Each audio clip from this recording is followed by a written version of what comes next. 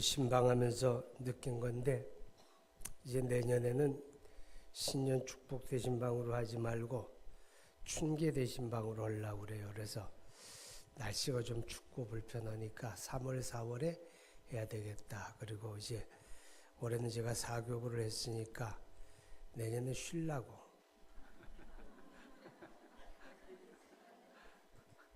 이제 제가 이렇게 한 교구씩 돌아가려고 그럽니다. 그리고 이제 올해는 이 목사님하고 했는데 내년은 목사님들 세 분이 한꺼번에 다 하려고 나누어서 그렇게 생각합니다. 수고 많이 하셨고 우리 반장님들 잘 도와주셔서 감사하고 또 교구장님들 잘 도와주셔서 감사합니다. 우리 이재영 목사님 수고했다고, 김경현 전사님 수고했다고 박수 한번 해주시기 바랍니다.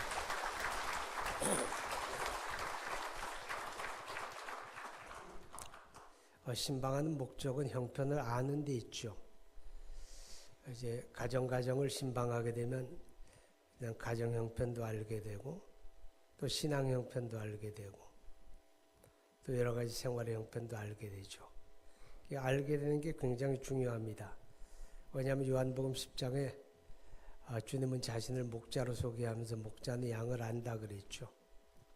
목자가 양을 안다는 건 곧 교회를 돌아보는 목회자들이 교인들의 형편을 잘 알아야 한다는 그런 의미가 됩니다. 그런데 신방을 하는 목적이 거기 있는 거거든요. 알게 되니까 신앙의 정도도 알고 무엇을 고민하는지도 알고 무엇을 기도하는지도 알고 알게 되니까 바르게 지도도 하고 위에서 기도도 하고 그렇게 되어집니다. 그런데 이렇게 이제 가정을 한번 가보지 않으면 그냥 공적으로 예배당에서 만나는 관계만 가지고는 잘 알 수가 없어요. 제가 이제 미국에 종종 집회를 갔는데 거기 집회를 가게 되면 어떤 분은 꼭 식사를 집에서 대접을 합니다. 자기 집에서 대접을 하게 되는데 그게 이제 기억되는 게 좀 다르더라고요. 그냥 식당에서 대접하는 사람하고 집에서 대접하는 사람하고 내가 그 집을 갔다는 것, 그 집에 가게 됨으로 인해서 그 집이 또 대화를 하게 되고 어떤 형편이 있고 그걸 알게 되니까 더 마음에 남게 되고 또 기도하게 되고 그러더라고요. 자, 오늘 성경에 보게 되면 예수님께서 그 제자들을 둘씩 짝을 지어서 전도하려 보내죠. 보내시면서 하시는 말씀인데 11절에 보게 되면 어떤 성이나 마을에 들어가든지 그 중에 합당한 자를 찾아내어 너희가 떠나기까지 거기 머물라 그랬습니다. 여기서 합당한 자가 있고 또 그 밑에 12절 13절에 보면 그 집에 이에 합당하면 그런 말씀이 나오죠. 그러니까 11절에 합당한 자와 13절에 합당한 자는 다릅니다.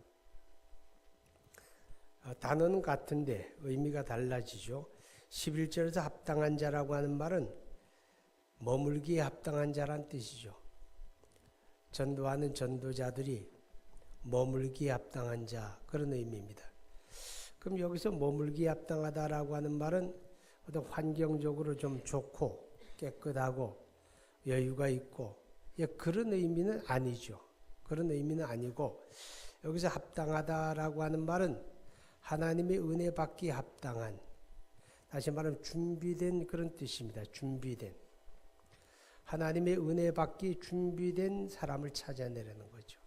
그래서 떠나기까지 거기에 머물러라 그렇게 말씀을 하는데 이 준비되었다라고 하는 말은 영적인 갈급함이 있는 사람들을 의미합니다.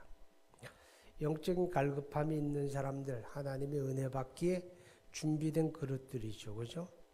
우리가 성경에 보게 되면 사도행전 10장에 사도 베드로가 고넬료의 집에 보냄을 받게 되는데 이 고넬료의 집은 바로 하나님의 은혜 받기 준비된 가정이죠. 하나님의 은혜 받기 준비된 가정. 또 누가복음 7장에 보게 되면 그 백부장의 이야기가 또 하나 나오는데 이 백부장은 자기 하인이 중풍병에 걸렸는데 그 유대인을 시켜서 유대인의 이제 경건한 사람들을 시켜서 예수님 앞에 가서 도움을 청하게 됩니다. 그때 예수님이 그 집이 멀지 않으니까 내가 가서 고쳐주리라 그러죠. 내가 가서 고쳐주리라. 그런데 그때 그 예수님을 찾아와서 이 백부장의 집에 예수님이 좀 도움을 주세요 이렇게 요청하는 사람들이 무슨 이야기를 하는가 하면 이 일이 이 사람에게는 합당합니다. 그런 얘기를 해요.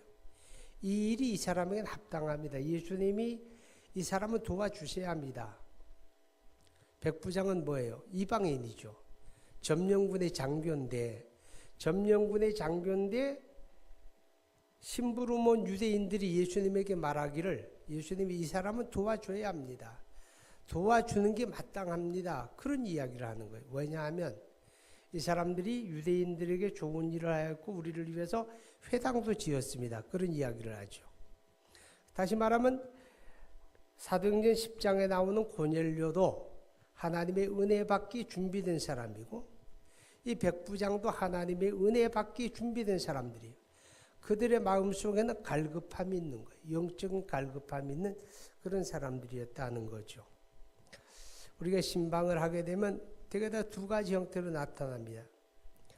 신방을 정말 사모하는 마음, 은혜를 사모하는 마음으로 준비된 가정이 있고 아니면 그냥 교회가 하는 일이니까 그냥 어쩔 수 없이 따르는 집안이 있습니다. 같은 의미가 아니겠죠. 왜 느낌이 다르게 되고 기도가 달라지게 되고 달라지는 거예요. 그러니까 합당한 자를 찾아내어 하나님의 은혜 받기에 준비된 사람을 찾아내어 이제 그런 의미가 되어집니다. 그리고 11절에서 이 합당한 자를 찾아내어라고 하는 말은 어떤 의미에서 보면 하나님 나라에 합당한 자다 그런 의미가 여기엔 담겨지게 됩니다. 가령 사도행전 9장에 보게 되면 사도 바울이 바울 되기 전에 그가 예수 믿는 사람을 핍박하던 사람이었잖아요. 그죠? 예수 믿는 사람들을 아주 허무맹랑한 사람들이라고 혹세무민하는 집단이라고 이건 아주 뿌리를 뽑아야 한다고 어금니 뿌두둑 깔면서 예수 믿는 사람 잡아 죽이는 권한을 위임받아가지고 저 다메섹에 가게 되면 지금 시리아예요. 유대 땅이 아니에요. 유대 땅 밖에 다메섹에 예수 믿는 사람들이 거기 모였다 그러니까 거기 가서 잡아 죽이려고 그리고 달려가잖아요. 그죠? 달려가다가 정오쯤에 태양보다 더 밝은 빛이 자기를 비추면서 쓰러지게 됩니다.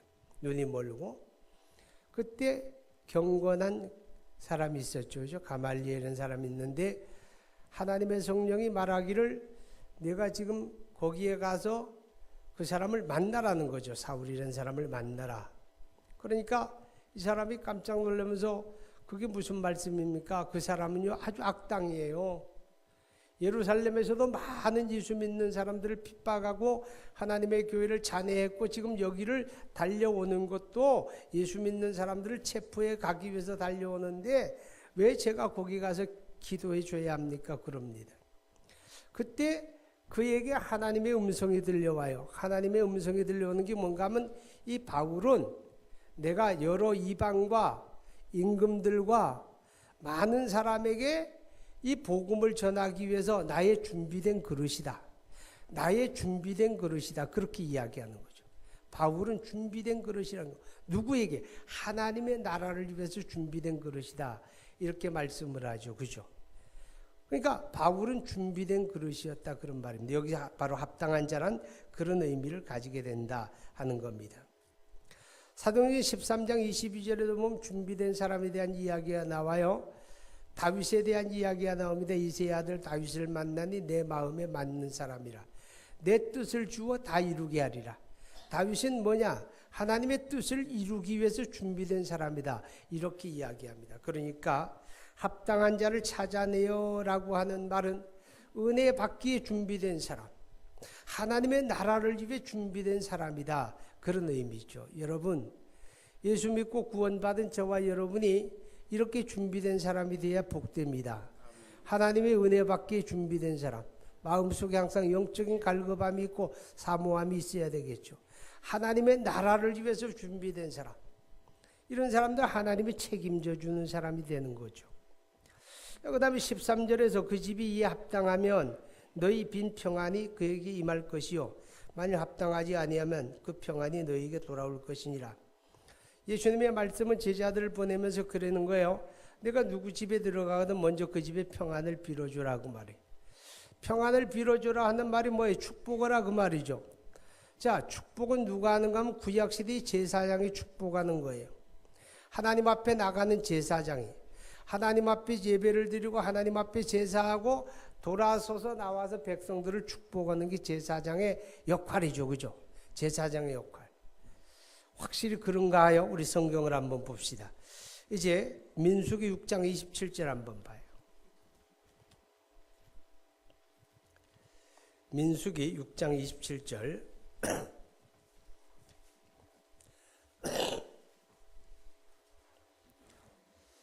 자, 23절부터 봅니다. 23절부터 시작. 아론과 그의 아들들에게 말하여 이르기를 너희는 이스라엘 자손을 위하여 이렇게 축복하여 이르되 여호와는 내게 복을 주시고 너를 지키시기를 원하며 여호와는 그의 얼굴을 내게 비추사 은혜 베푸시기를 원하며 여호와는 그 얼굴을 내게로 향하여 두사 평안 주시기를 원하노라 할지니라 하라. 그들은 이같이 내 이름으로 이스라엘 자손에게 축복할지니 내가 그들에게 복을 주리라. 아론의 자녀들, 제사장들이죠.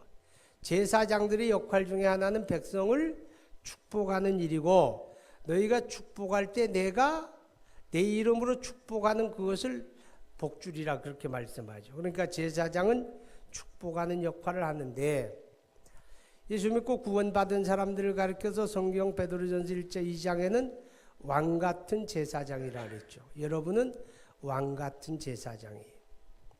그래서 우리는 항상 축복하는 자들이 되어야 돼요. 우리 가족을 축복하고 아멘. 자녀들을 축복하고 그리고 여러분이 누구 집에 가든지 먼저 그 집에 평안을 비는 거예요. 축복하라 그 말이죠. 자, 그 축복하는 역할이 우리가 제사장이기 때문이다. 그런데 너희가 비는 평안이 그 집에 합당하면 그 말이에요. 합당하면 그 집에 임할 것이고 합당하지 않으면 비는 자에게 돌아오리라 그렇게 말하죠.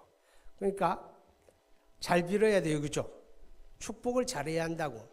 왜? 그 집에 합당하지 않으면 누구에게로 와요? 내게로 올 거니까. 내게로 올 거니까 축복을 잘해야 돼요. 자, 그런데 여기서 합당하면 라고 하는 말 13절에 합당하다는 말은 믿음으로 받음을 이야기해요. 믿음으로 받으면 그런 뜻이에요. 자, 14절을 보게 되면 누구든지 너희를 영접하지도 아니하고 너희 말을 듣지도 아니하거든 그 집이나 성에서 나가 너희 발의 먼지를 뚫어버리라. 이게 합당하지 않은 경우죠. 이게 합당한 경우는 영접하는 거예요. 영접. 믿음으로 받아들이는 거예요. 그리고 또 가르침을 듣는 거예요. 권면하고 가르치는 걸 믿음으로 받아들이는 거죠. 그러니까 여기서 합당한 사람이 누구냐? 믿음으로 받는 사람이죠. 믿음으로 받아들이는 사람을 이야기하게 됩니다. 그러면 여기서 믿음으로 받는다. 우리 신방과 관계에서 이야기해 보게 되면 신방을 통해서 주어지는 하나님의 말씀, 권면하고 그들에게 이제 지켜야 할 말씀을 이제 전하게 되는데 그 신방 때 우리에게 주어지는 하나님의 말씀을 믿음으로 받는다. 그런 뜻입니다. 믿음으로 받으셔야 돼요. 근데 이제 제가 물어보게 되면 신방 때 무슨 말씀을 하셨는지 어떤 사람은 꼼꼼히 기억을 해요. 기억을 하고 또 성경에 메모도 해놓고 그래서 작년에 이 말씀은 올해 주신 말씀인데 그렇게 생각하는 느끼는 사람도 있죠. 그죠? 그만큼 기억하는 사람이죠. 근데 어떤 사람들은 신방 때 무슨 말씀을 주셨는지 돌아서면 생각도 안 나. 그렇게 해서는 안 된다 그 말이죠. 신방 때 내게 주어지는 권면의 말씀, 하나님이 내게 나를 주시는 말씀을 믿음으로 받으라 그 말입니다. 말씀을 믿음으로 받으라. 자, 믿음으로 받는다는 건 실천하고 순종하는 걸 말합니다. 그죠? 신방 때 내게 주어진 하나님의 말씀을 믿음으로 붙잡고 그대로 살아보려고 그것을 감당해 보려고 노력하는 걸 말하죠. 그냥 기억만 하는 게 아니라 실천하는 거예요. 하나님의 말씀은 실천을 통해서 완성이 되거든요. 내 삶에. 너희는 내게 배우고 받고 듣고 본 바를 행하라. 행하는 거다 그 말이죠. 이게 바로 하나님의 말씀을 믿음으로 받는다 그 말이죠. 그럼 믿음으로 받고 실천을 해야 하나님이 그 말씀을 통해서 내게 어떤 일을 하셨고 우리 집에 어떤 일을 하셨고 그게 간증이 생기는 거죠. 간증이. 근데 뭐 기억도 하지 않는데 어떻게 실천을 하겠어요. 그 다음에 합당하면이라고 하는 말은 그때 이제 신방 때 하나님의 종들이 예수 이름으로 기도하잖아요. 그죠? 축복하는 기도를 했는데 그 축복하는 기도를 믿음으로 붙잡으라는 거예요. 믿음으로 듣고 믿음으로 붙잡으라 그런 의미가 담겨지게 되죠. 왜냐하면 하나님의 종들을 여러분의 가정에 보낼 때 하나님의 선한 뜻이 있는 거예요. 그렇죠? 하나님의 선한 뜻 가운데 보내는 겁니다. 여러분 누가복음 한번 읽어보세요. 4장 25절 26절 봅니다. 누가복음 4장 25절 26절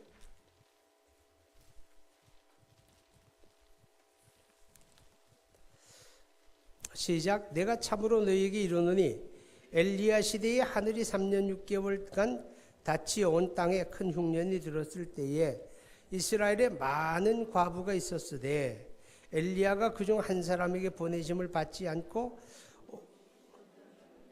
사렙다 한 과부에게 뿐이었으며. 자, 이게 무슨 말인가 하면 엘리야 시대에 3년 6개월 동안 가뭄이 들고 비가 안 내려서 먹을 게 다 떨어졌는데 그때에 그 땅에 딱한 과부들이 1명 2명이 아니었다는 거죠.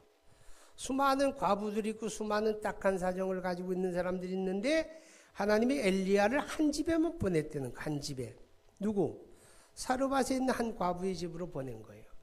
하나님이 왜 엘리야 그 집에 보냅니까? 하나님이 선한 뜻이 있었죠. 그 과부를 돌아보고 그에게 구원의 은혜를 베풀기 위해서 하나님이 엘리야를 그 집에 보낸 거예요. 그것처럼 하나님의 종들이 여러분의 가정을 신방하고 방문하고 축복하고 기도할 때 분명히 하나님의 뜻 가운데 보냄을 받은 거죠. 그렇다고 한다면 그때 그 신방을 통해서 우리에게 주시는 말씀도 믿음으로 붙잡아야 하고 우리를 위해서 빌어주는 축복의 기도도 기억하고 우리가 믿음으로 붙들고 하나님이 내게 어떻게 이루시고 응답하실까 우리가 바라보아야 하는 거죠.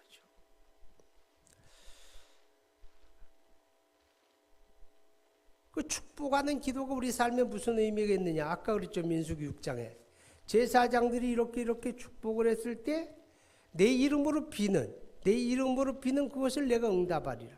내가 복을 주리라 그랬잖아요. 그죠? 자, 여러분 보세요. 사무엘상 1장에 보게 되면 한나라고 하는 여인이 자식이 없어서 자식이 없다고 하는 건 무자식이 상팔자니까 감사할 일이잖아요. 할렐루야. 희한하네. 네. 감사할 일이 분명히 감사할 일인데 아멘을 안 하네. 네. 자, 그런데 말이에요. 지금은 그렇지만 고대 사회엔 자식이 없다고 하면 그거는 수치예요. 수치고 고통이고 노후 보장이 없잖아요. 지금은 자식이 많으면 노년에 보니까 세장가도 못 가겠더라고. 자식들이 반대해서. 근데 옛날에는 자식이 노후 보장이잖아요. 그죠? 그런데 자식이 없어요. 그래서 마음이 아프고 고통스럽고 고민스럽고 그래서 하나님 앞에 나와 기도하지. 실로 하나님의 성막에 나와 기도하잖아요. 그죠? 기도해야 돼요. 병원만 쫓아다니지 말고 하나님 앞에 무릎 꿇고 기도해야지. 생명을 정하시는 분이 하나님 아니에요. 그죠? 의사가 결정하는 거 아니잖아요. 그런데 왜 기도는 안 하고 병원도 가야 하지만 기도를 먼저 해야죠. 한나가 하나님 앞에 기도해요. 아주 간절했어요? 간절하지 않았어요? 간절했죠. 너무너무 간절했죠. 그런데 소리는 안 들렸어. 입술만 딸싹딸싹하면서 하나님 앞에 엎드려서 아주 오랜 동안 기도하는데 그 옆에 의자에 엘리 제사장이 앉아서 그 광경을 지켜보잖아요. 그죠? 근데 아주 오랜 동안 입만 딸싹딸싹하고 아무 소리도 안 들리니까 이제 제사장이 오해를 한 거예요. 아, 이 여자가 제 낮부터 독주를 마셨구나. 술 취해가지고 흥얼흥얼하는 거야. 그랬죠. 그죠? 그래서 한나에게 말하는 거예요. 이제 술 좀 끊어. 젊은 아낙네게 이게 무슨 꼴이야? 술 끊어 그랬다고 말이죠. 그때 한나가 하는 말이 내 주여 나를 오해하지 마세요. 내가 그런 여자가 아닙니다. 나는 마음이 슬픈 여자입니다. 그래서 하나님 앞에 내 마음을 지금 토로하는 겁니다. 내 마음을 하나님 앞에 쏟아놓는 겁니다. 이렇게 이야기하죠. 그때 제사장 엘리가 미안했을까 안 미안했을까? 엄청나게 미안했죠. 엄청나게 미안했어요. 그때 제사장 엘리가 내뱉는 말이 이겁니다. 여자야 평안히 가라.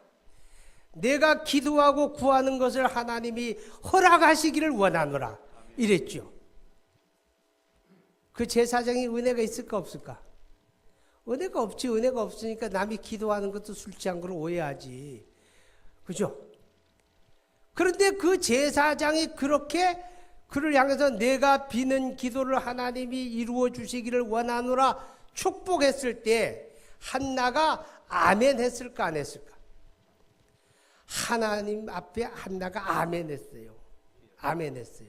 야, 이건 실감을 날려면 찾아봐야 돼. 사무엘상 1장.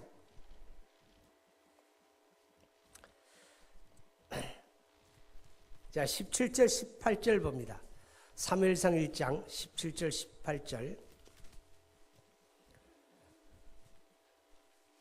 17절 시작. 엘리가 대답하여 이르되 평안히 가라.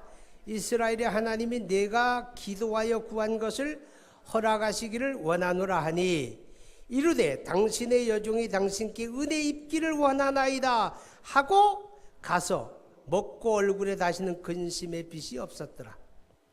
아멘 했다는 거예요, 안 했다는 거예요? 아멘 했다 그 말이에요. 아멘 하고 믿고 돌아간 거예요. 그래서 그때부터 근심이 없었다는 거죠. 기도하고 제사장이 그를 축복할 때 아멘 하고 믿은 다음에는 근심이 없었어요. 근심이 없었어요. 제사장이 아주 은혜가 넘치는 사람 아니었어요. 능력이 많은 사람 아니었어요. 다만 내가 비는 그 기도에 하나님이 이루시기를 원하노라. 제사장의 권위로 또 주의 이름으로 축복했을 때 아멘 하고 돌아갔는데 하나님이 한나의 태를 여시고 자녀를 허락해 주셨죠. 그죠? 한나의 자녀 허락했죠. 그러니까 우리가 앞에서 11절에 합당한 자는 하나님 나라에 합당한 자고 은혜 받기에 합당한 자라면 뒤에서 합당한 자, 이 뒤에서 합당한 자는 어떤 사람이냐? 내게 주어진 하나님의 말씀을 믿음으로 붙잡고 하나님의 종들이 믿음으로 기도해 주는 그 기도를 믿음으로 붙잡는 사람들을 의미하는 겁니다. 그들에게 하나님의 응답이 있는 거예요. 아멘? 그냥 요식행위로 지나쳐가는 연례적인 행사의 일환으로 생각하는 사람에게는 별 의미가 없어요. 그러나 믿음으로 받아들이는 사람에게는 대신방이 더 없는 복된 기회다. 하나님이 우리 가정에 선한 뜻을 가지고 주의 이름으로 그 종들을 보내신 것이다. 이렇게 깨달을 수 있기를 바랍니다. 기도합시다. 거룩하신 하나님 아버지, 하나님의 은혜와 사랑을 감사합니다.